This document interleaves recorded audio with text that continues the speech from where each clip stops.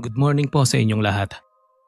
Tawagin niyo na lang akong Tara, isang college student na nais magbahagi ng iba't ibang mga kwentong kababalagan sa inyo. Ako po ay isa ng third year college at halos isang taon na rin lang ang igugugol sa pag-aaral ay makakatapos na. Sa loob ng ilang taong pag-aaral ko sa university namin, ay marami na akong narinig na mga usap-usapan tungkol sa mga nagpaparamdam daw dito. Hayaan yung ibahagi ko sa inyo itong ilan sa mga nalalaman ko. Matagal na raw itong nangyari. Ilang taon na bago pa man ako pumasok bilang freshman doon. Ayon sa isa kong kaibigan, ay may isang estudyanteng nagpakamatay daw doon sa university. Itago na lang natin siya sa taguring MJ. Si MJ daw ay isa sa mga pinakamatalinong estudyante sa university. Kaya pamilyar na sa mga estudyante ang pangalan niya. Hanggang sa isang araw, ay may kumalat daw na issue tungkol sa isang propesor na gustong makipagrelasyon kay MJ. Ang sabi ng isang kakilala ay wala pa raw interes sa ganong bagay si MJ. Kaya tinanggihan niya yung propesor na sa kasamaang palad ay ibinagsak siya sa subject na pinapasukan niya doon. Sinubukan daw makiusap noon ni MJ. Kaso ang tanging gusto lang daw ng propesor ay yung magkaroon sila ng relasyon. Hindi yata kinaya ni MJ yung pressure at mga chismis na kumakalat sa campus. Kaya tumalon siya sa ikalimang palapag ng isang gusali sa university. Ang malala pa ay during lunch hour ito, kaya maraming nakakita. Hindi na naisugod pa noon sa ospital si MJ. At tuluyan ng binawian ng buhay. Pagkatapos ng pangyayaring yon, ay may mga kamag-anak siyang nagtungo sa university para magsampa ng kaso. Kaso ang masama rito ay binaligtad lang sila ng paaralan. At ang masakit pa ay hindi man lang nasibak yung profesor na may kinalaman sa pagpapakamatay ni MJ. Dahil maganda ang reputasyon niya dun sa university. Ilang buwan lang matapos mamatay ni MJ, ay nanlamig na yung kaso niya. Hindi na niya nakamit yung hustisya na dapat sa kanya. Kung kaya naman ang sabi ng mga estudyante, ay siya na mismo ang gumagawa ng paraan para makabawi sa mga nanakit. At kahit pa nga sa simpleng mag-aaral lang na pumapasok sa university na yon. Minsan may umugong ulit na usap-usapan doon. Gabi na ito nung maganap. Mga bandang 11:00 na ng gabi. Habang nagbabantay sa gate ang isa sa mga gwardiya ng university, ay binasag ng isang napakalakas na sigaw ang katahimikan. Doon din lang nanggagaling sa loob ng campus yung narinig niya. Kaya umalis siya sa gate habang daladala yung flashlight niya at nag-imbestiga. Halos 5 minuto pa lang siya nung naghahanap. Nang maya-maya ay mapadaan siya dun sa mismong building kung saan tumalon si MJ. Dadaanan niya lang sana yon nung makitang may taong nakadapa sa may paanan niya. Laking gulat po niya nang makitang duguan at nakamulagat ang mga mata ng propesor na parang may nakitang sobrang kinatatakutan niya. Yung propesor na involved sa kaso ni MJ. Nagkalat na rin ang dugo dun sa sahig. Kaya wala sa sariling napatingin sa itaas ng gusali yung gwardya. At hindi niya raw alam kung pinaglalaroan siya ng sariling mga mata. Pero mula sa taas, sa ikalimang palapag, ay nakita niyang nakadungaw doon si MJ. Sabay alis sa may parang railings na wala man lang emosyon. Takot na takot noon yung gwardya, kaya napaatras siya at mabilis na tumawag ng pulis. Maging yung mga pulis ang makakapagpatunay na halos hindi makapagsalita yung gwardya nung tumawag sa kanila. Bahagya na nga lang nilang nakuha ang address dahil sa takot na takot siya sa nakita. Nung makarating doon ang mga pulis, ay sinabi nilang patay na yung propesor at maging sila ay nakita ring nakamulagat ang mga mata nun habang naliligo sa sariling dugo dun sa lugar na pinagbagsakan niya.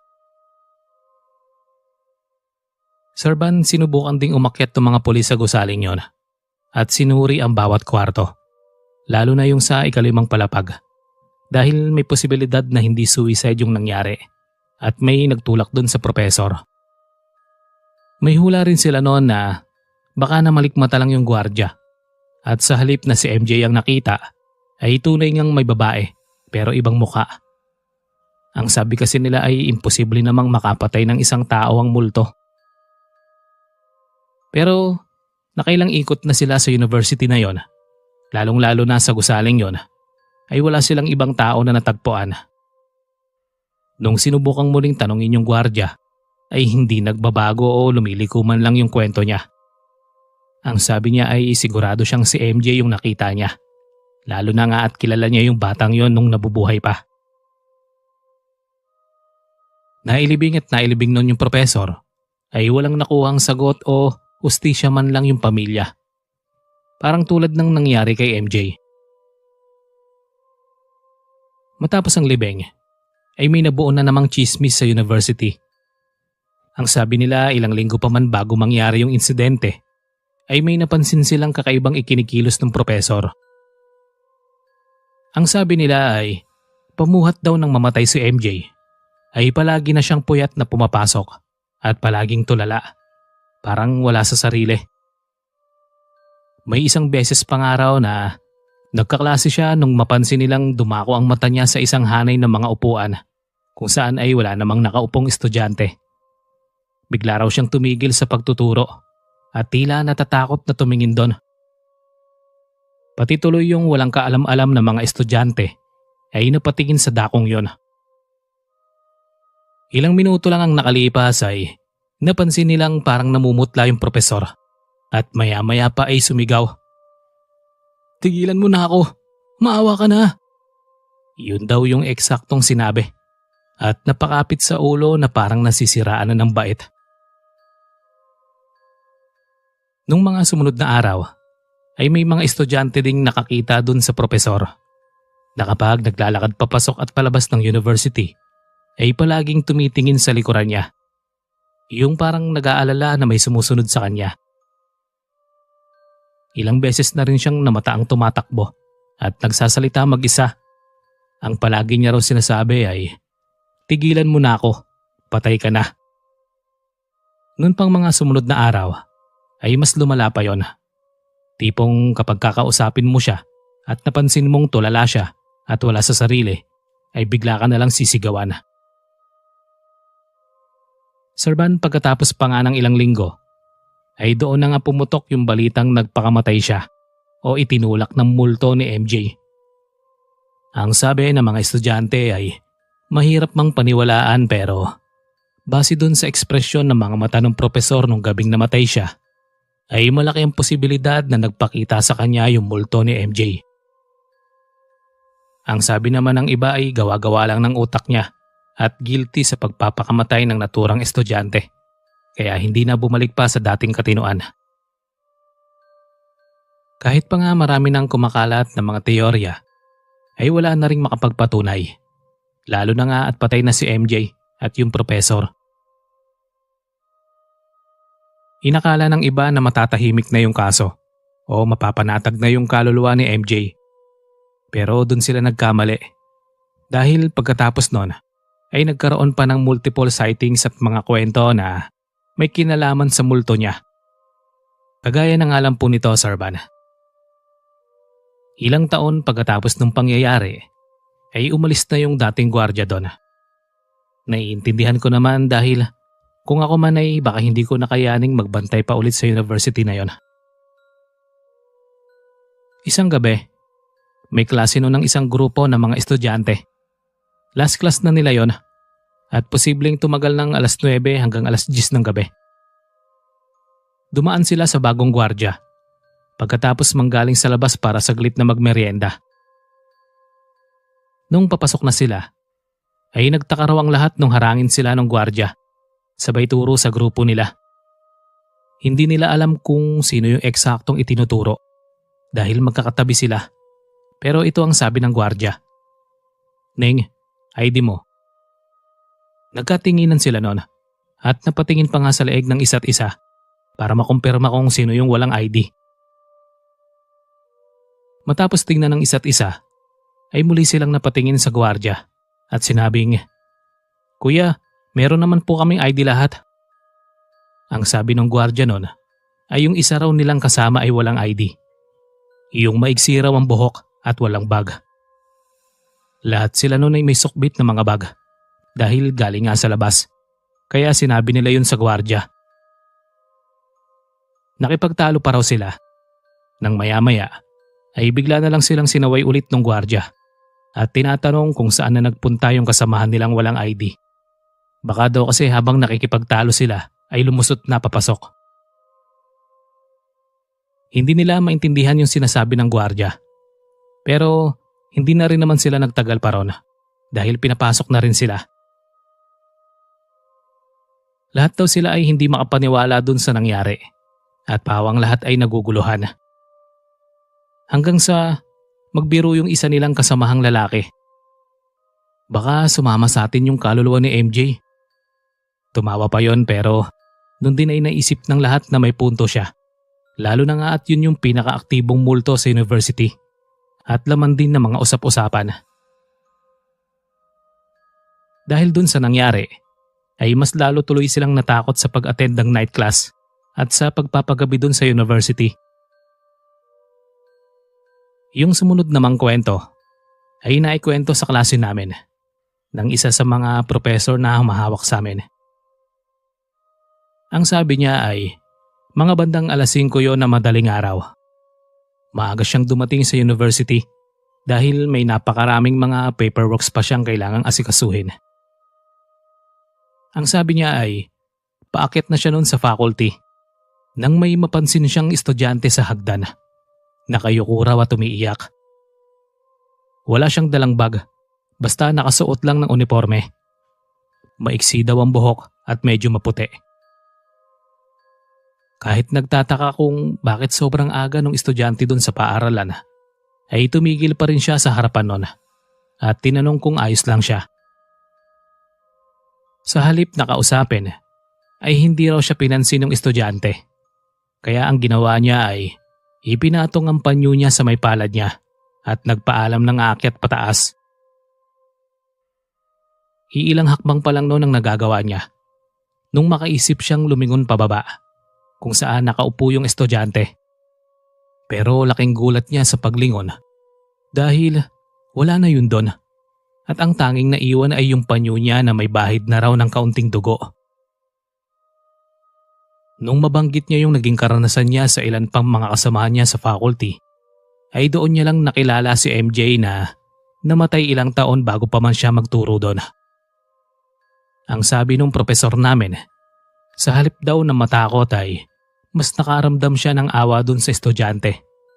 Lalo na at malakas ang paniniwala niya na-graduate at maayos na sana ang buhay noon kung hindi lang siya pinaglaruan at tinakot ng propesor na naging sanhi din ang kamatayan niya.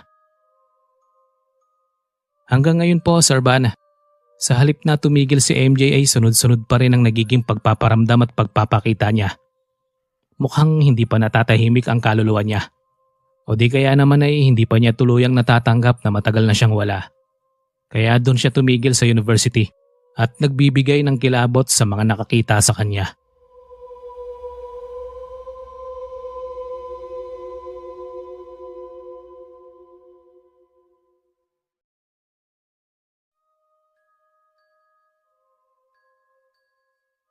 Magandang araw po sa ating lahat. Sa lahat ng mga nakikinig ngayon at sa lahat ng bumubuo ng malikmata. Hindi ko na sasabihin ang pangalan ko. Pero isa po ako sa mga masusugid ninyong tagapakinig na ngayon ay magbabahagi ng ilang mga karanasan tungkol sa isang kilalang university dito sa Pilipinas. Ang University of the Philippines Diliman o mas kilala ng nakararami bilang UP Diliman. Paano nga ba namang hindi makikilala ang UP? Gayong itinuturing itong dream school ng karamihan. Malaya kang magsuot ng kung anong gusto mo.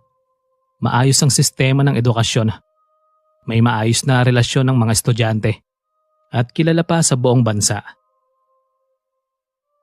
Nung high school pa lang ako ay isa ang UP Diliman sa pinapangarap kong paaralan. Kaya naman noong makagraduate ako at nang matanggap dito ay naging isang karangalan yun sa akin. Kagaya ng normal na mga estudyante, mga baguhan, ay excited pa akong libutin ang university nung una kong salang. Nag-exceed pa nga sa mga ekspektasyon ko yung university dahil wala kang mapapansing mali sa kanila. Pero kung magtatagal ka pala doon, ay malalaman mong may ilang mga history ding itinatago yung magandang university. Itong unang karanasan ko ay naganap isang hapon. Katatapos lang ng klase namin noon. Mag-isa lang akong patawid sa pedestrian at maglalakad na lang papunta sa dormitoryong tinitirahan ko. Since ang UP Diliman ay napapalibutan ng magagandang mga puno at fields, ay halos berde ang makikita mo at sariwang hangin din ang malalanghap mo. Habang tumatawid ako noon, ay napatingin ako sa isang puno sa kabilang kalsada. Nakatayo sa may field. Medyo may kalakihan din yung puno doon. Hindi naman sana mapapako doon ang mga mata ko kung wala akong nakitang lalaking nakatayo ron. Lalaking nakasuot ng barong at walang ulo. Sa gulat ko noon, ay halos mapatigil ako sa paglalakad kahit nasa gitna pa ng pedestrian surban. Nung makabalik sa sarili, ay napakurap-kurap pa ako at mabilis nang tumawid. Nung muli akong tumingin dun sa puno kung saan ko nakita yung lalaki, ay wala na po siya doon. Makalipas ang ilang buwang pag-aaral ko doon, ay may naging mga kaibigan na ako na sila ring nagbahagi sa akin ng ilan sa mga karanasan nila sa UP. Ang isa raw sa pinaka-haunted at kung saan palaging may nagpaparamdam doon ay sa Benitez Hall. Hindi naman na raw yun nakakapagtaka dahil isa ang Benitez Hall sa pinakalumang building sa university. Kadalasan daw ay marami ang nakakaranas ng mga nakakapanindig balahibong mga pangyayari doon. Tulad po nitong ikukwento ko. Hapon noon, may dalawang magkaibigan na naabutan ng ulan habang pauwi at saktong doon sila inabutan sa Benitez Hall. Wala raw yung gwardiya noong mga oras na yon. Pero yun pong building na yon ay may laging nagbabantay na gwardiya. Siguro nung mga oras na napatapat sila doon, ay may pinuntahan yung gwardiya. Dahil may kalakasan na rin ang ulan noon at hindi kaya ng basta payong lang, ay nagpa siya itong magkakaibigan na makisilong muna dun sa Benitez Hall. Nakasarado naman po yun. Doon lang talaga sila sumilong sa may harapan kung saan ay hindi sila mahahagip ng ulan. Habang naghihintay tumila ang ulan yung magkakaibigan, ay nakarinig sila ng marahang pagkatok sa pintuan. Nagkatinginan sila noon dahil ni isa sa kanila ay walang kumatok. Ilang minuto pa raw nagtagal yung pagkatok pero mas pinili nilang hindi yun pansinin. Nung tumigil yung pagkatok ay narinig naman nilang may naglalakad ng pabalik-balik sa likod ng pinto. Inakala nilang estudyante yon o yung gwardiya kaya ang ginawa ng isa ay sumilip doon sa maliit na butas. May maliit naman pong siwang doon. Nung sumilip yung isa, ay napakunot na lang ang noo niya. Nung makitang purong pula lang ang nakikita niya, Sorban. Nung tanungin siya ng kaibigan niya kung anong nakita niya, ay sinabi niyang kulay pula lang.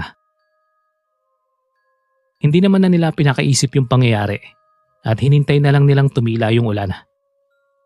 Pero habang naghihintay sila, ay patuloy pa rin yung gumagawa ng ingay dun sa likod ng pinto. Makalipas ang ilang oras na paghihintay doon, ay nagpasalamat sila nang tumila na ang ulan.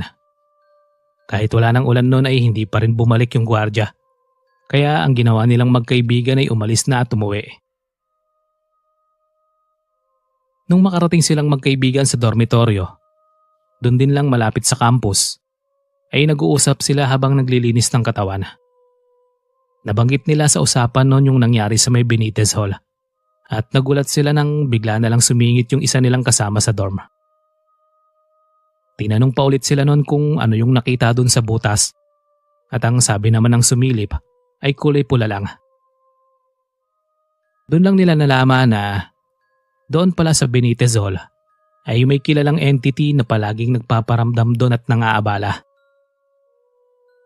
Ang sabi pa nga ay may kalakihan siya. Pero ang pinakakilalang feature ng katawan niya ay yung pula niyang mga mata. Natutop ang bibig ng magkaibigan nun at doon lang nila napagtanto na hindi lang basta kulay pula yung nakita nila, kundi yung mata na nung entity na nagpapakita at gumagala sa Benitezol. Minsan pang may kwento rin doon tungkol naman sa isang artist na ipininta ang portrait ng isang yumaong din ng university. Ang sabi nila ay inihalo raw doon sa portrait yung mga abonong din na namatay. Kung kaya naman ay sinasabing lumalabas yun doon sa portrait sa gabi at gumagala doon sa gusali. May isa akong kaibigang may kwento tungkol doon. Ang sabi nila ay gabi na noon. Napadaan sila sa Benitezol matapos ang klase nila. Serban, dadaan lang naman sana sila nang may mapansin yung isa nilang kasamahan. May itinuturo siya dun sa may pintuan at paulit-ulit na sinasabing nandoon daw yung din na iginuhit din sa portrait at nakatingin sa kanila. Bagaman hindi yun nakikita ng iba niyang mga kasamahan, ay mabilis na rin silang umalis sa lugar na yon para hindi na rin nila maistorbo pa yung multo nung din sa portrait. Ang sumunod naman ay yung ilan sa mga karanasan ng mga estudyanteng may naranasan ng kakaiba sa Wilfredo Maria Guerrero Theater. Ito yung theater na located sa second floor ng Palma Hall na hindi maipagkakailang talagang malawak at napakalaki.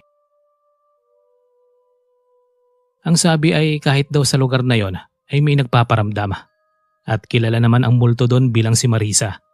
At habang tumatagal at dumarami ang mga kwento ay nagpapabago-bago rin ang pangalan niya. Yun daw yung isang performer na nagpakamatay doon sa theater dahil sa selos at inggit nung mapalitan siya ng mas magaling na performer. Nasa stage pa raw nung magpakamatay siya at nakasuot pa ng costume. Yung kwento ng isa kong kasama sa dorm na kadalasang nagpa-perform dun sa nasabing theater ay ganito. Minsan daw silang nag-e-ensayo noon. Sabay-sabay silang kumakanta para sa nalalapit na performance. Nang sa kalagitnaan ng pag-e-ensayo nila ay may narinig silang sumabay. Yung boses ay pagmamay-ari ng babae na hindi maipagkakailang maganda at magaling ding kumanta. Nagkatanungan pa sila nun sa isa't isa kung sino yon. Pero ni isa ay walang umamin. Serban, nagpatuloy lang sila sa pag-iensayo.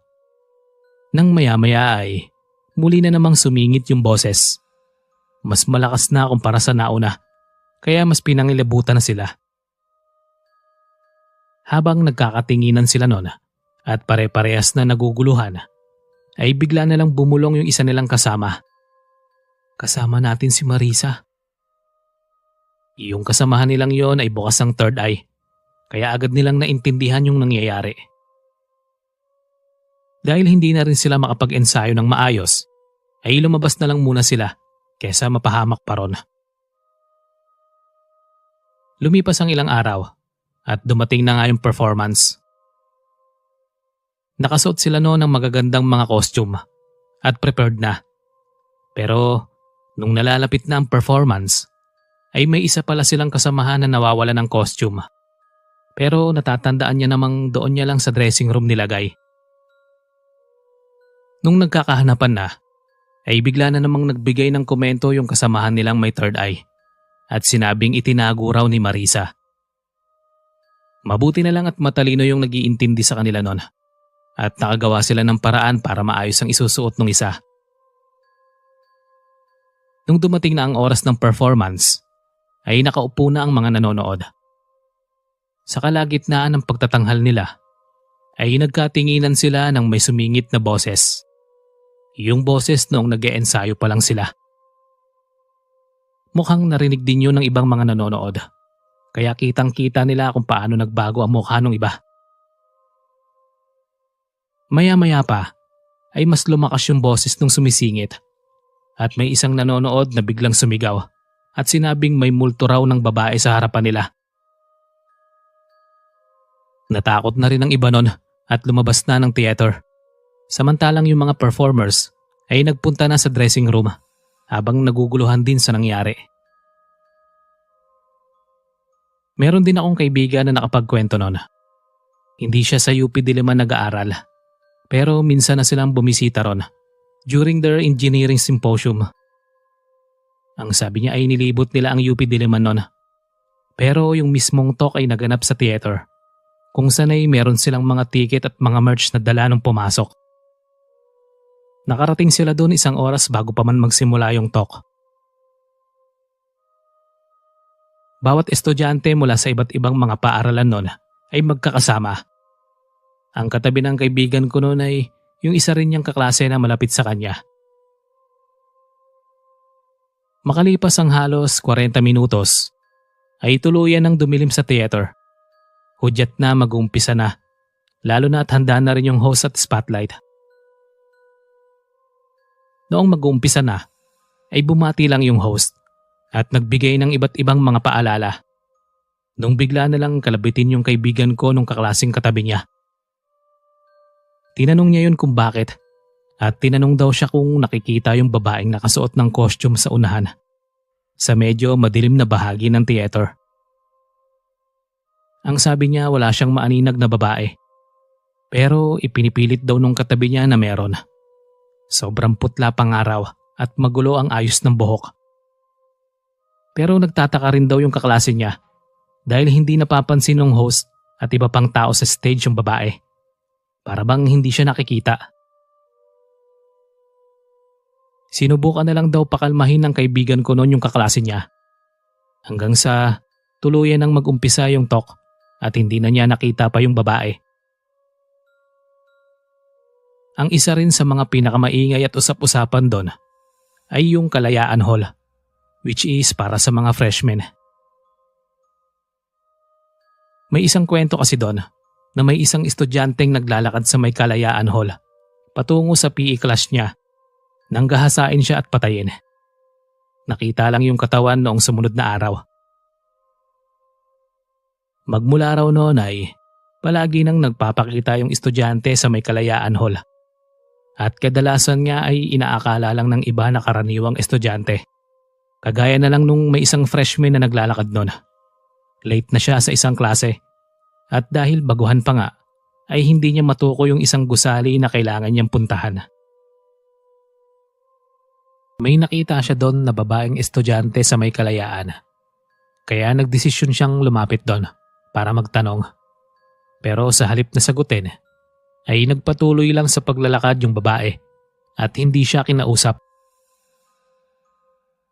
Hahabulin pa sana niya yon para makiusap nung mapansin siya ng isang gwardiya at nagtanong kung sinong kinakausap niya. Ikinuwento niya yung babaeng pinagtanungan niya, pero ang sabi ng gwardiya ay hindi yun estudyante, kundi multo ng dating estudyante na gumagala ron sa may Kalayaan Hall. Yung gwardiya na noon ang tumulong sa kanyang makarating dun sa gusaling hinahanap niya. At mula noon ay hindi na niya nakita pa yung babaeng yon. Sir Van, hindi pa yun yung una at huling beses na nagpakita yung babaeng estudyante sa may Kalayaan Hall. Dahil hanggang ngayon ay nandoon pa rin siya at gumagala. Gumagala doon sa lugar kung saan siya pinagsamantalahan at sa lugar kung saan nakita yung kanyang walang buhay ng katawan. So ayun Sir Van, in terms ng mga kwentong katatakutan, ay palaging laman ang usapan ng UP Diliman at Ateneo de Manila. Dahil kasama sila sa pinakalumang mga university dito sa Pilipinas na parehas kilala sa magaganda nilang mga reputasyon na may kaugnay ding madidilim na mga kwento. Marami pa sana akong nalalamang mga kwento na gustong ibahagi sa inyo. Pero sa ngayon ay yan na lang muna. Maraming salamat po ulit sa inyo.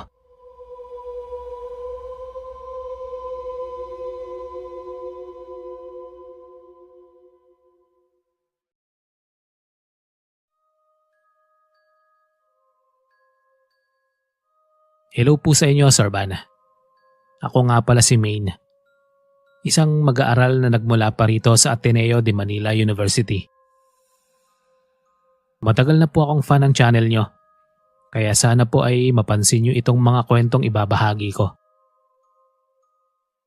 Ito ay ilan sa mga pangyayaring kinatatakutan ng ilang mga estudyante at maging mga guro sa university na tinutukoy ko.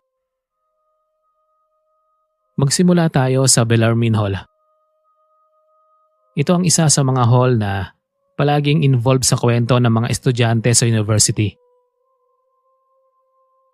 Pasado 5:00 na ng hapon ito nangyari. Habang naglalakad malapit sa may Bellarmine Hall ang grupo ng mga estudyante, ay napatingin ang isa sa kanila sa naturang gusali na noon ay wala na dapat tao. Habang naglalakad ay nagsalita ang isa sa kanila at itinuro yung ikatlong palapag. May mga figura at mga tao kasi dong naglalakad malapit sa bintana. Marami sila at kitang-kita sa baba. Nagkatinginan sila noon dahil ang buong akala nila ay walang tao sa Bellarmine Hall na mga oras na yon. Ilang minuto lang daw silang nakatunganga nun sa itaas at pinagmamasdan yung mga taong pabalik-balik sa bintana. Nang hindi kalaunan ay may lumapit sa kanilang gwardya at tinanong kung anong tinitignan nila. Hindi na rin naman nakapagpigil noon ang ilang mga kasamahan nila at sinabing yung mga tao nga sa ikatlong palapag. Nagtatakang napatingin sa kanila noon ang gwardya at tumingin din sa ikatlong palapag ng gusali. Pagkatapos tumingin doon, ay muling ibinaba ang tingin sa kanila. Sigurado ba kayo? Wala naman akong nakikitang mga taong naglalakad sa may bintana. Akala raw nila ay nagbibiro lang yung gwardya dahil lahat naman sila ay nakikita yon.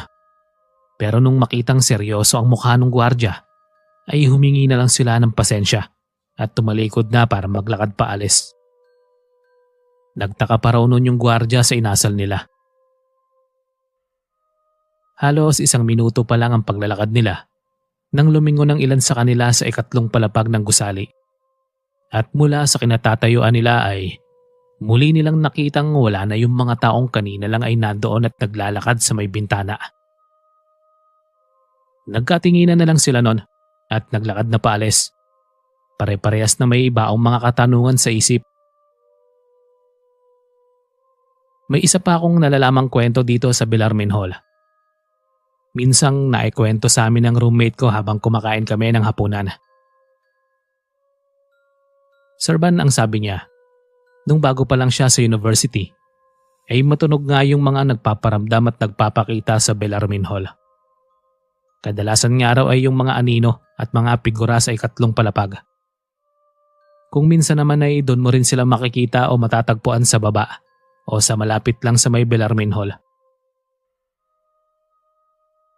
May sinabi pa ang isang prof noon na kapag nakita sila ng mga estudyante na kumakaway, ay kawayan na lang nila pabalik dahil wala naman silang gagawing masama at parang gusto rin lang makihalubilo.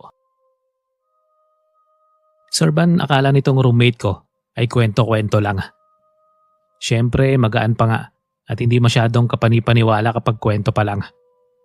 Pero hindi niya naman daw minsan na naisip na mararanasan niya yon at kailangan niyang sundin yung payo ng prof nila. Ang kwento niya naman ay nangyari bandang 6:00 ng umaga. Naglalakad siya malapit sa Bellarmine Hall. Nang sa pagmamasid niya ay may napansin siyang babae na malapit sa gusali. Nakatayo lang doon at nakatingin sa kanya. Nung tingnan niya po yon, ay unti-unti yung ngumiti sa kanya at bahagyang itinaas ang kanang kamay para kumaway. Noong ding oras na yon, ay grabe daw yung pananayaw ng mga balahibo niya at halos maihina siya sa uniform niya. Nung ma-realize na yun na yung ikinukwento ng prof nila. Napalunok daw siya noon. Ngumiti at kinawayan yung babae pabalik. Ilang segundo niya lang yung ginawa at mabilis nang naglakad pa alis. Wala nang lingon-lingon pa. Yung sumunod namang kinatatakutan dun dati ay ang Gonzaga Building, kung saan ay may random na pinto sa ikatlong palapag ng gusali. Yung pinto ay hindi kagaya ng ibang pinto na may pakinabang. Dahil yun daw, kapag binuksan, ay wala namang patutunguhan. Hindi rin namin alam kung anong purpose niya doon. Pero kahit ganun lang yon, ay marami ang natatakot doon. Kabilang na kami. One time ay may isa kaming klase sa gusali na yon na hanggang 9:00 ng gabi. Nasa 3 palapag din lang kami noon, kaya malapit lang kami dun sa pintuan. Dumating kami ron sa tamang oras ng pagsisimula ng klase at natapos din kami saktong 9:00. Nauna na ang mga kaklase namin noon pababa, habang kami namang 3 magkakaibigan ay saglit na nagpaiwan sa room dahil may nawawalang gamit noon ng isa kong kaibigan. Naghanap kami noon saglit, Sir Van, hanggang sa mahanap namin. Nung papalabas na kami, ay bumaba na kami patungo sa 2 palapag.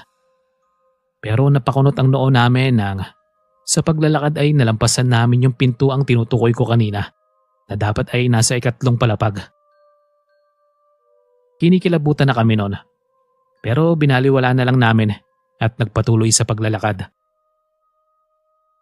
Noong malapit na kami sa may hagdanan, ay halos mapasigaw ako nung muling makita yung pintuan. Parang naliligaw na kami ng mga sandaling yon at hindi na namin alam ang dadaanan. Nagmadali kami nun pababa ng hagdan. Pero nung marating namin yung supposedly first floor na, ay muli kaming napadpad sa second floor, kung saan ay muli na naman naming nakita yung pintuan. Napapakapit na ako sa kamay ng mga kaibigan ko at sabay-sabay na rin kaming nagdadasal dahil parang may kung anong ayaw magpauwi sa amin ng gabing yon. Muli naming sinubukang bumaba at thankfully, pagkatapos ng ilang paikot-ikot at pagkaligaw, ay nakarating na rin kami sa baba. Nung makalabas kami ay umiiyak na yung isang kaibigan ko, kaya tinanong kami ng prof namin na nandun pa that time kung ano raw nangyari. Habang nagkukwento kami nun sa kanila, ay bigla na lang may itinuro yung isa naming kaklase. May tao raw dun sa 3 palapag na nakadungaw sa amin. Nung tumingin kami doon, ay wala naman kaming nakita, Sir Van. Pero yung kaklase naming tumuro doon ay takot na at hindi na mapakali. Ang ginawa ng prof namin noon ay niyaya na kaming umalis at sinabing dumiretso na kami ng uwi.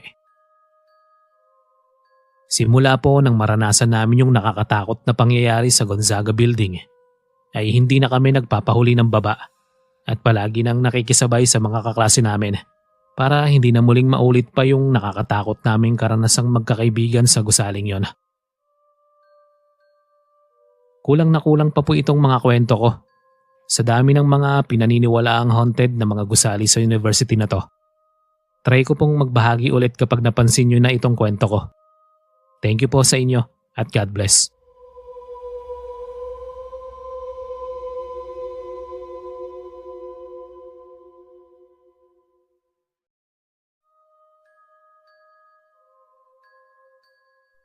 Hello po sa lahat ng mga solid listeners ng channel na to.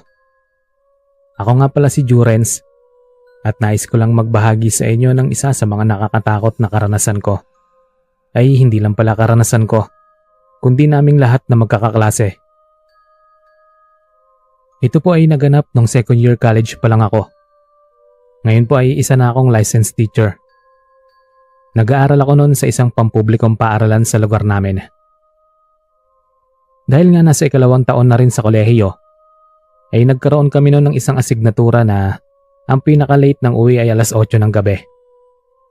Major subject po namin yon. Kaya naman kahit nga inaantok na, ay talagang tinatyaga ko yung pasukan. Bago ko ituloy ito, ay hayaan niyo muna akong i-describe yung paaralan namin. May kalakihan din yon at maraming mga buildings. Maganda rin ang tayo. Pero sa kabila ng kagandahan nun, ay maraming nagsasabi na haunted daw yung paaralan na yon. Ang sabi po nung iba ay marami daw nagpapakita doon. At dating araw ay may mga estudyante pang nasasapian. Hindi pa nga ako naniniwala nun. Kasi simula elementary pa lang, ay palagi ko nang naririnig sa mga usap-usapan na halos lahat daw ng mga paaralan ay may mga multo. Kaya sa college ay hindi ko na yun pinaniniwalaan. Hanggang sa mangyari nga ito. Alas 5 yun ng hapon. Nasa ika-4 na palapag na kami ng gusali.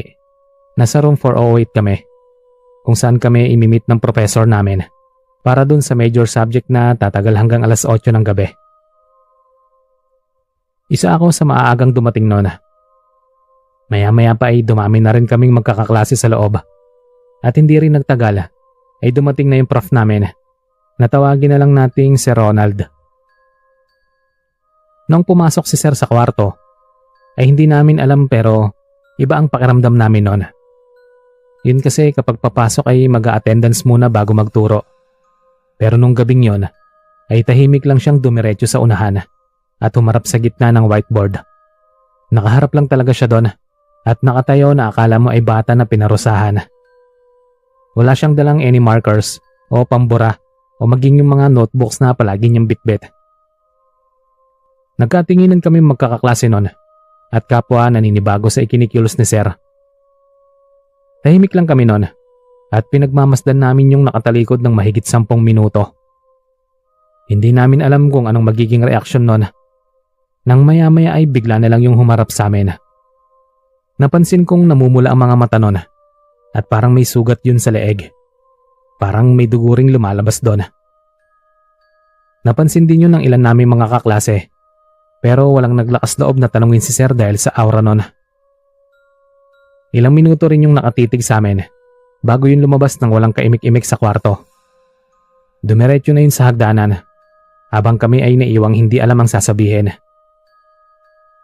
Hinintay pa rin namin siya noon dahil akala namin ay may kukunin lang. Ilang saglit pa ay dumating na si Sir. Nakangiti yun pagpasok at ibang-iba ang aura dun sa pumasok kanina. May dala si Sir noon na notebook, eraser, ballpen, marker, yung mga bagay na normal niyang daladala.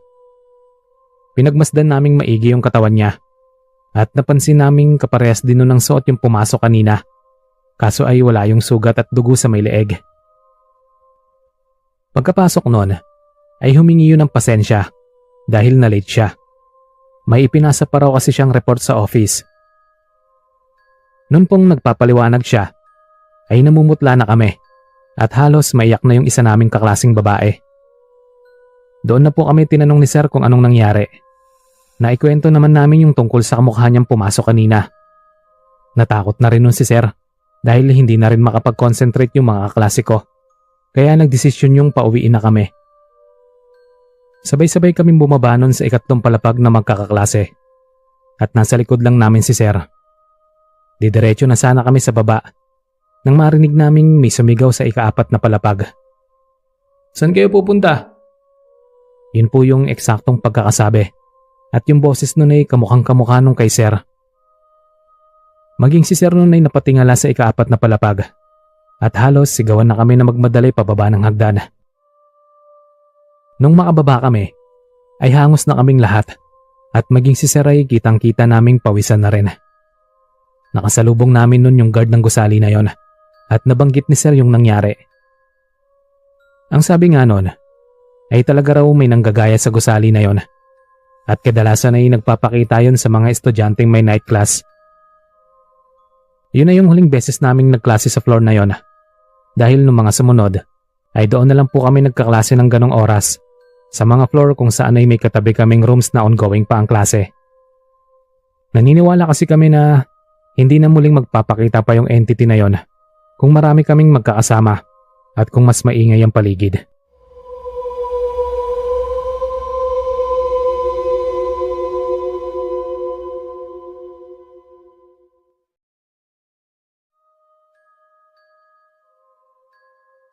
Magandang gabi po sa inyong lahat. Itago nyo na lang ako sa pangalang Carol. Isa akong freshman na nag-aaral dito sa Marinduque. At gusto ko lang i-share sa inyo ang isang karanasan na na-experience namin ng mga kaklase ko. Sisimulan ko itong kwento ko noong unang pasok ko pa lang sa universidad na pinapasukan ko ngayon. Sa unang araw ng pasukan ay nagkaroon po kami noon ng general orientation. Kumbaga ay ipapakilala yung universidad at lahat ng mga guro na nagtuturo doon. Maraming mga guro ang universidad na yon. Pero ang isa sa mga nakakuha ng atensyon ko ay yung isang guro na siguro ay nasa 40 anyos na rin.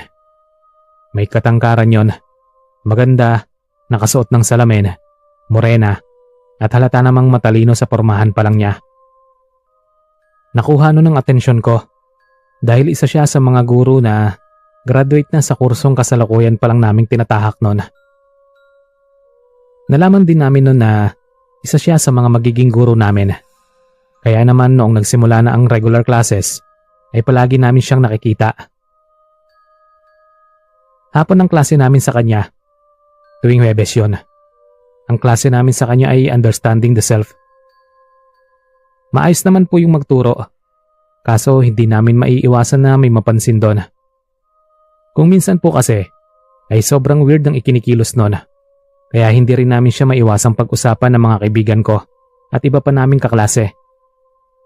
Yung unang beses na napansin namin ito ay nung pangalawang beses niya kaming tinuruan. Alas 4 na nun ng hapon. Habang nagtuturo nun si ma'am sa unahan, ay tahimik ang lahat sa buong kwarto. Nakikinig ako nun nang mapansin kong kung saan-saan gumagala yung mga mata ni ma'am. Yun bang parang hindi yun makafocus sa itinuturo niya at parang may sinusundan yung mga mata niya. Tumitingin kasi yun sa may pintuan. Tapos maya-maya ay magtataas ng tingin sa kisame. Tapos sa likuran ng kwarto. Tapos maya-maya ay lilingon sa tabi niya. Binubulungan na rin ako ng kaibigan ko noon na nakaupo sa may kanan ko na ang weird daw ni mama.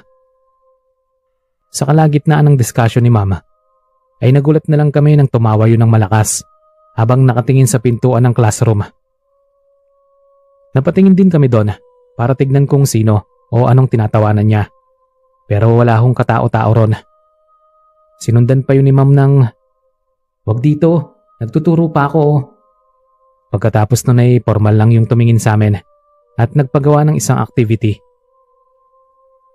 Noong maibigay niya yung activity na gusto niyang ipagawa, ay lumabas lang siya ng classroom. Pero mula sa loob, ay dinig na dinig namin siyang nagsasalita at tumatawa mag-isa. Medyo natatakot na kami noon. Pero syempre mas mahalaga ang grades, kaya tinapos na lang namin yung activity na pinapagawa niya nung hapon na yon. Nung sumunod pang Huwebes, ganun uli ang oras, muli na naman kaming tinuturuan ni mama. Noon naman po, ay nagbigay ulit siya ng group activity, kung saan ay gagawa kami ng kanta tungkol sa mental health ng isang tao. Nahati ang buong klase sa 5 pangkat, at dahil marami-rami din kami, ay maraming miyembro ang bawat grupo. Sobrang ingay po namin noon habang gumagawa, habang si ma'am ay nasa unahan lang at nakatingin sa amin. Ilang minuto pa kaming gumagawa noon. May mga nagsisigawan at kung ano-ano pa. Yung mga normal mo nang naririnig sa tuwing may groupings. Habang gumagawa kami noon, ay napapitlag ako nung bigla nilang hampasin ni ma'am yung lamesa sa harapan. Natahimik ang buong klase noon. Matapos niyang hampasin yung lamesa, ay mahinahon nung sinabi sa amin na, "Class, huwag kayong maingay. Magagalit sila oh." Kinilabutan talaga ako nung may itinuro siya sa pinakalikod ng classroom. Kahit wala naman kaming nakikitang kahit ano ron sa bahaging itinuturo niya. Tumahimik na lang kami noon. Tapos inayos na namin yung aktibidad. Pinilit namin gumawa ng walang ingay sa takot na muli kaming saway ni mama. Noong sumunod na Huwebes, ay wala kaming pasok. Kaya hindi namin nakita yung guro namin na yon. Pero nung Sabado rin ng linggo na yon, ay nagulat na lang kami nung malaman na patay na raw yung guro namin na yon. Tumalon daw yun sa 4th floor ng universidad namin. At ayon sa huling nakausap nun, ay ang huling sinabi raw sa kanya ay sinasama na raw yun ng mga kaibigan niya sa mundo nila. Hanggang ngayon ay hindi pa rin namin alam kung ano talagang tunay na dahilan kung bakit nagpakamatay yung guro namin na yon. Hindi rin namin alam kung may sakit ba yun sa utak dahil sa mga pinagsasasabi at ng mga nakikita niya noong nabubuhay pa siya at noong tinuturuan pa lang kami. Ang sabi ng ibang mga estudyante ron ay baka raw sinundo na yun ng mga kaibigan niyang palagi nung ikinukwento. Mga kaibigan raw nun na engkanto na doon din lang sa universidad na pinapasukan ko. Pero kung ano pa man, ay sana matahimik na ang kaluluwa niya. Kung nasa langit nga siya o sa mundo ng mga kaibigan niya. Hanggang dito na lang po, Sir Van. Sana ay ma-feature ito sa channel nyo. Huge thank you po.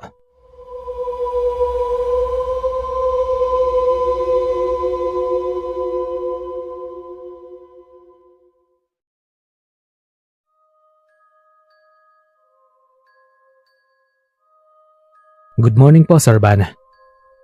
Ako nga pala si Janine, isa sa mga bagong listeners ng channel mo. Gusto ko lang pong magbahagi ng kwento ko sa inyo tungkol sa university na pinapasukan ko. Ako po ay nag-aaral sa isa sa mga kilalang university dito sa Pilipinas. For short ay nag-aaral ako sa DLSU o mas kilala bilang De La Salle University. Hindi ko na lang babanggitin kung saang branch ito. Basta ito ay nangyari nung nasa 2nd taon na ako sa kolehiyo. Dito po sa university na pinapasukan ko, ay may mga kaibigan akong nagsasabi na may mga nagpaparamdam daw sa iba't ibang bahagi ng university. May mga nagsasabi na may naka-uniforme raw na babaeng multo na gumagala sa bawat floor kapag sumasapit na ang gabi. At may bata naman daw na tumatakbo sa hallway, mapa-umaga man, tanghali o gabi. Bilang taong medyo malapit din sa simbahan, ay hindi po ako basta-basta naniniwala sa mga ganitong bagay. Dahil lumaki at lumaki naman ako ay wala pa akong na-encounter na mga multo o kung anumang mga kakaibang nilalang na kinatatakutan ng mga tao. Hanggang sa mangyari po ito. Katatapos lang ng night class namin noon. Saktong 7:00 ng gabi kami pinalabas ng huling professor namin. Yung mga kaibigan ko ay nauna nang umuwi sa akin. Samantalang ako ay naiwang naghihintay sa labas ng gate ng university dahil hinihintay ko yung kuya ko na siyang susundo sa akin nung gabing yon. Noong una ay may mangilan-ngilan pang mga estudyante ang lumalabas sa gate. Hanggang sa paunti na yun ng paunti. Hindi naman ako natatakot kahit madilim na dahil may mga katapat namang mga tindahan yung university sa kabilang highway. At isa pa ay marami rin namang mga tao ang naglalakad doon. Halos 7:50 na yon. Wala pa rin si kuya. Buryong-buryo na ako nun sa paghihintay. Dahil wala na rin akong magawa, ay muli akong tumingin sa likuran ko, kung saan ay kitang-kita ko yung building na nasa harapan. Doon po ay nasindak ako nang makitang doon sa 3rd palapag ay bukas ang mga ilaw sa hallway at may babae ron na naka-uniforme na masamang-masama ang tingin sa akin. Magulo ang buhok nun at hindi ko masyadong maaninag yung mukha. Dahil nung tingnan ko yon, ay nagulat ako nung bigla nilang nagpatay sindi yung mga ilaw sa hallway ng 3rd palapag. Kung nasaan nakatayo at nakatingin sa akin yung babae. Pinagmamasdan ko yon nung bigla nilang may bumusina sa akin. Nung lumingon ako sa harapan ko, ay nandoon na po si kuya na naghihintay sa akin. Muli akong tumingin nun sa gusali kung saan ko nakita yung babae. Pero wala na yun doon. Maayos na rin yung mga ilaw sa hallway. At hindi na yun nagpapatay sindi.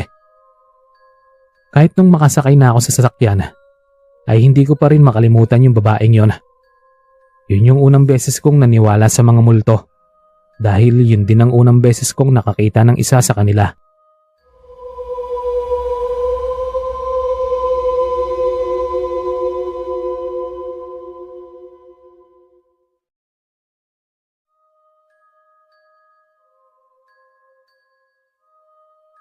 Nangyari po ito nitong nakaraang buwan din lang. Di ba po ay nitong nakaraang buwan ay lumala ang heat index sa Pilipinas. Kung kaya naman ay kinansila ang ilang mga face-to-face classes sa ilang lugar kung saan ay sobrang init ng panahon at apektado ang pagpasok ng mga estudyante. Isa po kami ron sa mga paaralan na nakansila ang pasok. Kaya naman ay from normal na face-to-face classes ay nalipat yung sa amin sa online. Masasabi kong maayos naman, kaso nga ay natambakan kami ng mas maraming activities. At isa pa ay nakakatamad dahil nasa bahay din lang, babad sa gadgets. Pero napagtiisan din naman dahil sumailalim lang kami doon ng 2 linggo. Ang isa sa mga naging karanasan namin sa online class ay nung minsang may nagparamdam sa isang prof namin habang kasagsagan nun ng klase. Bale, 2:00 po yun ng hapon. Nag-message yung prof namin na imimit daw niya kami sa Google Meet ng 2:30 PM. Kaya nung dumating na ang oras na yon, ay unti-unti na kaming pumasok sa meet. Mga bandang 3:00 na rin nakapagsimula nun yung prof namin sa pagtuturo. Kaming lahat ay nasa bahay, habang si prof ay nasa university. Required po kasi silang pumunta doon dahil may mga paperworks din sila na kailangang asikasuhin. Noong time na yon, ay nasa faculty si prof at doon nagkaklase sa amin. Malakas daw po kasi ang wifi doon. By that time, ay mag-isa lang si prof sa faculty. Sa kalagitnaan ng lesson namin noon, ay naka-on cam siya dahil ipinapaliwanag niya yung lesson namin. Nang magulat kami nung may matanaw kaming batang bigla na lang sumilip at tumakbo sa likuran ng upuan ni prof. Hindi yun recorded dahil hindi naman namin inaasahan yon. Yung bata ay hindi mukhang tao dahil para lang siyang anino na umiilaw yung mga mata. Basta po sobrang creepy. Dahil napansin din yun ng iba naming kaklase, ay biniro nila si prof na may bata raw na naglalaro sa likuran niya. Napatigil sa pagdidiscuss nun si prof, tapos lumingon sa likod. Doon nun sinabi na sino raw bata, gayong mag-isa lang siya sa faculty at walang bata doon. Doon na po nag-sink in sa amin na hindi nga tao yung nakita namin na naglalaro sa likod ni prof. Nakita pa naming nag-sign of the cross nun si prof bago bumalik sa pagtuturo na akala mo ay sanay na siya doon. Makalipas ang 1 linggo, ay doon na kami nagkaroon ng face-to-face class. Muli naming na-meet si prof at doon lang uli namin napag-usapan yung tungkol sa meet. Ang sabi nga nun sa amin, ay meron daw talagang nagpaparamdam na bata doon sa faculty. Kung minsan pa nga raw ay ginugulo ang mga gamit ng mga professor doon. Nasanay na rin daw sila sa pakikipaglaro ng bata. Basta raw ang ginagawa nila kapag nagpaparamdam yon, ay huwag kang magpapahalata na natatakot ka. Dahil once daw na mahalata nun na takot ka, ay mas lalo ka raw nung hindi titigilan at palaging magpaparamdam sa'yo para makipaglaro. Hindi lang po yan ang karanasan namin sa university na pinapasukan namin. Next time po pag may free time ako ay ibabahagi ko ulit yung iba dito sa channel nyo. Thank you po, Sir Van.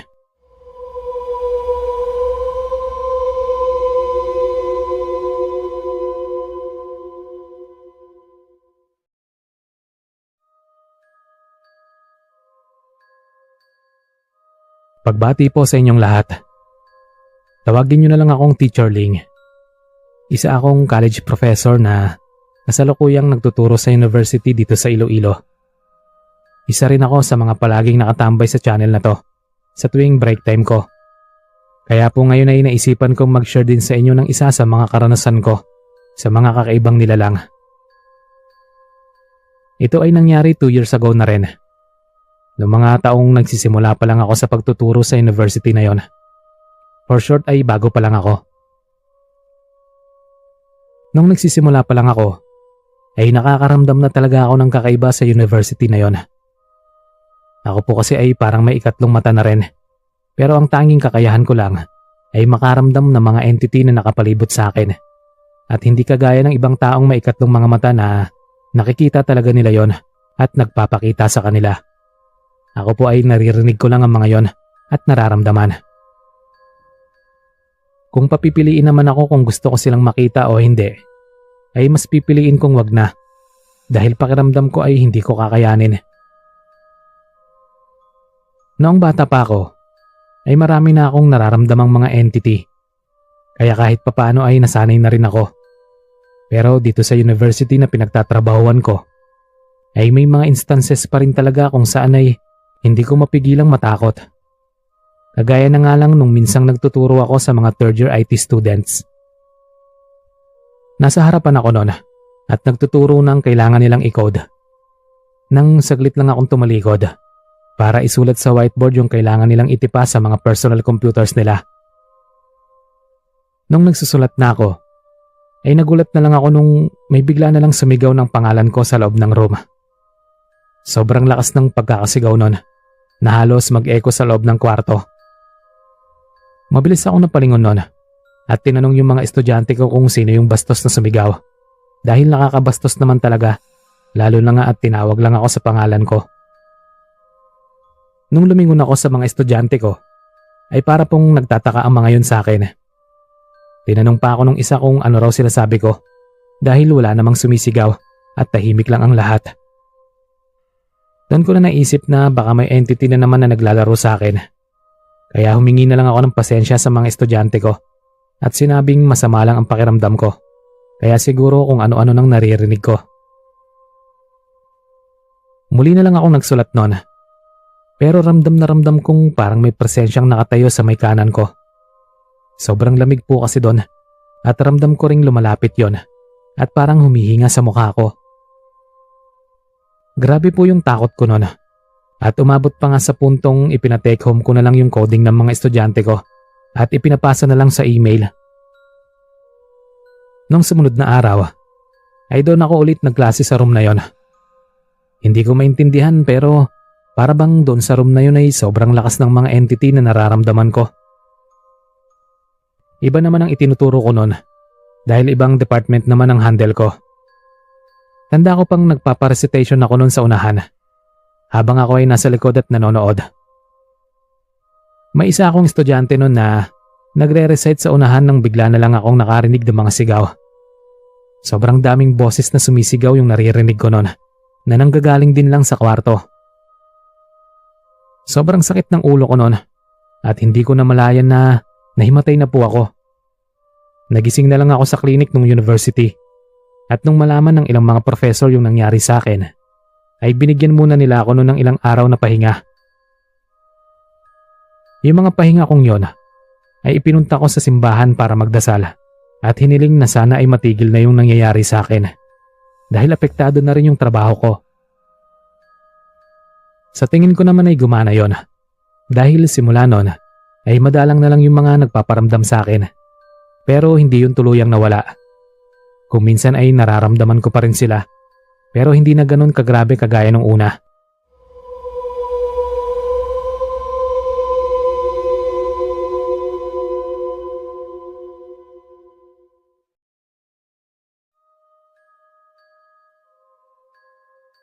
Isa akong gwardiya sa isang universidad dito sa lugar namin. Para maprotektahan ang identity ng universidad, ay hindi ko na lang babanggitin ang pangalan nun. Pero marami po ang nag-aaral doon. Nagtatrabaho ako doon ng mahigit 4 na taon na rin. At sa loob ng 4 na taon na yon, ay hindi ko maipagkakaila na marami na akong mga nakakatakot na karanasan doon.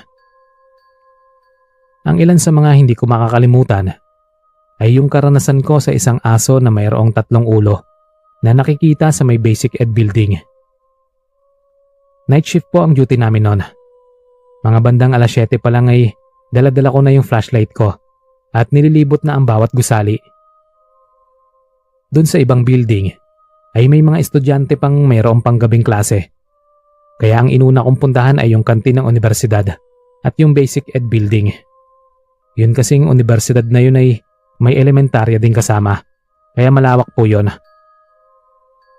Wala na halos tao nun sa basic ed building at tahimik na rin doon.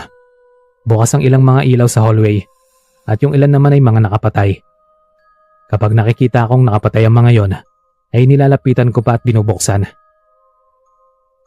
Habang naglalakad ako nun sa hallway at nagbubukas ng isa sa mga nakapatay na ilaw doon sa pinakadulong gate ay may nakita akong malaking aso. Dambuhalang aso po yon. Nakatayo yun doon at halos mga tala ko nung makita yung itsura nun. 3 po ang mga ulo nun. Namumula yung mga mata at yung tangkad nun ay halos lampas sa kalahati kong katawan. Tinutukan ko ng flashlight yung aso. Kaso mabilis yung nagtatakbo palabas ng gate. Sinubukan ko yung habulin pero hindi ko na po yun nakita pa. Hindi ko nga alam kung pinaglalaroan lang ako ng mga mata ko o tunay talagang nagpakita sa akin yung dambuhalang aso. Ang isa pa sa pinakamahigpit na karanasan ko ay noong nagparamdam sa akin yung multo na usap-usapan ng mga estudyante sa universidad na yon. Yung multo daw ng matandang lalaki na walang kanang braso. At doon sa kaliwang kamay naman ay may daladalang sigarilyo. Madalas daw ay nagpapakita yun sa mga estudyanteng may night class. Matik daw na kapag nangamoy ang sigarilyo doon, ay tiyak daw na nasa malapit lang yung matanda. Minsan ulit akong naka-duty ng panggabi. Nasa guardhouse ako noon. Nang bigla na lang namatay ang power. Mga bandang 11:00 na po yun. Noong mamatay yung mga ilaw, ay hinanap ko yung flashlight para mailawan yung paligid. Noong mahanap ko na yon at pagkakapit ko pa lang, ay bigla ba namang nanood sa ilong ko ang amoy ng sigarilyo. Yung sigarilyo na hindi pa sunog o hindi pa nasisindihan. Iba kasi ang amoy nun eh. Hindi po ako naninigarilyo at wala akong kasama nung gabing yon. Kaya imposibleng tao yung may gawa nun. Bago pa ako makagalaw, ay bigla na lang may bumulong sa kanan kong tenga. Boses yun ng matandang lalaki. "Toy, makikisindi nga." Napabaling ako nun sa pinanggalingan ng boses at itinutok ko doon yung flashlight. Kaso wala namang tao ron. Takot na takot ako nung bigla na lang bumalik ang power. Doon lang unti-unting nawala yung amoy ng sigarilyo at doon lang po ako kumalma ng tuluyan. Bale, hindi yun ang huling beses na nagparamdam sa akin yung matanda. Kadalasan ay nasa paligid lang yon at nararamdaman ko sa tuwing night shift ako. Dahil doon ay palagi na akong nagdadala ng rosaryo para maprotektahan ang sarili ko kung sakali mang may balak na masama sa akin yung multo ng matandang yon. Hanggang dito na lang muna, Sir Van. Maraming salamat po sa pagbabasa at sana ay maging maayos ang araw nyo. Keep safe po palagi.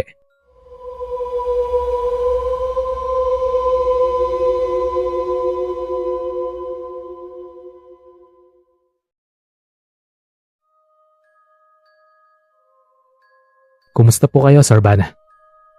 Itago nyo na lang ako sa pangalang RJ.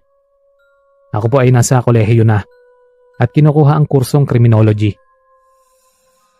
Matagal ko na po itong pangarap pero ngayon ko lang na-realize na sobrang hirap din pala. Noon pong nagsimula ang school year, ay inalok kami ng mga NROTC officers kung gusto raw naming maging MOXIE o Midshipman Officer Candidate Course. Ito po yung mga parang kanang kamay din ng mga senior officers. Mataas ang tingin sa kanila ng mga estudyante dahil kapag NROTC na, ay sila yung nagsisilbing nagtuturo sa mga kadet na kumukuha ng subject na yon. Naulukan akong sumali nun dahil karamihan sa mga kaklase kong criminology din ay sasali. Kaya po hindi na ako tumanggi. Sobrang hirap maging MOXIE. Required kaming pumunta sa university ng 3:00 ng madaling araw para sa training at ang labas namin ay halos 5:00 hanggang 7:00 na ng gabi. Required din kami bumili noon ng black shirt, belt at complete uniform. Pero hindi ko naman maipagkakaila na marami akong naging kaibigan at naging kaklose doon. Nasanay na rin akong pumasok ng maaga sa school dahil mahihigpit yung mga officer na nagtitrain sa amin. Yung kahit malate ka lang ay may parusa kang push-ups o di kaya ay kahit anong exercises kung saan ay mahihirapan ka. Ako po ay tumutuloy lang sa boarding house kaya normal na sa aking pumasok ng maaga. Kadalasan ay ako ang nauuna sa university, maliban syempre sa gwardiya doon. Kapag pumapasok ako, ay dumidiretso lang ako sa 5th floor, sa pinakaunang building na matatanaw sa campus. Doon kasi sa 5th floor ang room ng mga MOXIE. Nandoon ang mga paperworks at doon din tumatambay ang mga NROTC officers. Isang madaling araw ay kagaya ng dati. Ako na naman ang nauna sa amin. Umakit agad ako nun sa 5th floor ng building at pumasok sa room namin doon. Binuksan ko yung mga ilaw at dahil nabuburyo sa pagkakaupo doon, ay lumabas muna ako ng room para sana manood lang sa baba ng mga sasakyan na dumadaan. Malapit kasi sa highway yung university namin. Habang nakatingin sa baba, ay nagulat ako nung marinig kong may naglalakad sa may 5th floor din. Sa kabilang banda ay may nakita akong babaeng estudyante. Nakasuot yun ng uniform ng university. Medyo malayo ang agwat namin sa isa't isa. Nandun yun sa bahagi kung saan ay under construction pa. Ginagawa pa lang ang railings doon at yung bahagi pa lang ng room namin ang may mga railings sa tapat. May mga barricades naman po o harang yung bahaging under construction pa dahil malaki nga ang posibilidad na baka may maaksidente doon. Nang makita ko yung babaeng estudyante, ay sinigawan ko yon at sinabihan na umalis doon dahil delikado. Pero sa gulat ko ay Bigla na lang po yung tumalon. Walang pasabi o ni hindi man lang lumingon sa akin. Basta tumalon lang yun mula sa 5th floor. Hindi ko mailalarawan sa inyo yung takot at kaba ko nung masaksihan yung pangyayari. Parang naistatwa ako nun sa kinatatayuan ko at hindi malaman kung anong dapat gawin. Maya-maya pa ay doon na ako natauhan at nagmadaling bumaba sa ground floor. Kahit pa alam kong patay na yung babae. Sa taas ba naman ng tinalunan o kung hindi pa man yun nawawala ng buhay ay alam kong nasa critical yung kalagayan. Noong makababa ako sa ground floor ay halos magkandadapa na ako papunta sa gwardya. Nagpatulong ako doon at sinabi yung nangyari. Isinama ko pa siya doon sa tapat kung saan nahulog yung babae. May dala pa siyang ilaw noon. Pero pagdating doon ay nagulat ako dahil walang katao-tao ron. Walang senyalis na nalaglag doon yung babae. Hindi ko na alam ang gagawin noon. Kaya talagang tinitignan at pinagmamasdan ko ng tingin yung buong paligid. Para na akong napaparanoid noon nung sabihin ito ng gwardya sa akin. Hindi kaya napapaglaruan ka lang ng babae sa 5th floor? Napatingin ako noon sa kanya at hindi alam yung sasabihin. Doon niya nga naikwento sa akin na may estudyante daw talagang nagpapakita doon. Yun yung dating nag-suicide sa university na yon. Nanlalata ako nung sumunod sa gwardya. Nung sabihin niya sa akin na doon na lang daw muna ako tumambay sa pwesto niya para hindi daw ako pagtripan sa taas habang mag-isa pa lang ako. Sobrang sama ng pakiramdam ko noon. Nakaalis lang ako sa gwardya nung dumating na yung isa sa mga officer na nagtuturo sa amin. Isinama niya ulit ako noon sa 5th floor. Pagkarating namin sa room, ay naabutan naming sobrang kalat doon at may mga buhok din ng parang sa babae na nakakalat sa sahig. Nagtaka ako kasi wala pa naman yun nung bumaba ako. Napailing na lang yung officer noon nakasama ko at sinabi sa akin na dati pa raw talagang nangyayari yun. Wala na akong nagawa kundi tulungan yung maglinis. Habang nag-aasikaso nga kami, ay tinatanong ko yun kung bakit hindi nila ipabless yung floor na yon. Since may mga pari naman na nagmimisa sa university na yon. Ang sabi ng officer sa akin ay nasubukan na raw po yun. Kaso ay ayaw talagang umalis ng elementong gumagala dun sa 5th floor. Maya-maya pa ay dumami na rin kami. Kaya nawala na yung takot ko. Kaso noong makauwi ako kinagabihan, ay dinalaw ako ng panaginip ng babaeng nakita akong tumalon sa 5th floor. Sinasakal ako noon at grabe, yung pakiramdam ay parang totoong totoo. Nilagnat ako pagkagising ko noon at ilang araw din akong hindi nakapasok. Siguro ay lesson learned na rin yun sa akin. Dahil simula na mangyari yon, ay isa na ako sa mga laging late na pumapasok sa amin. Hindi na ako umulit na pumasok ng sobrang aga sa takot na muling magpakita sa akin yung estudyante sa 5th floor. Sana po ay nagustuhan nyo itong kwento ko, Sir Van. Next time na lang po ulit. Maraming salamat po sa pakikinig.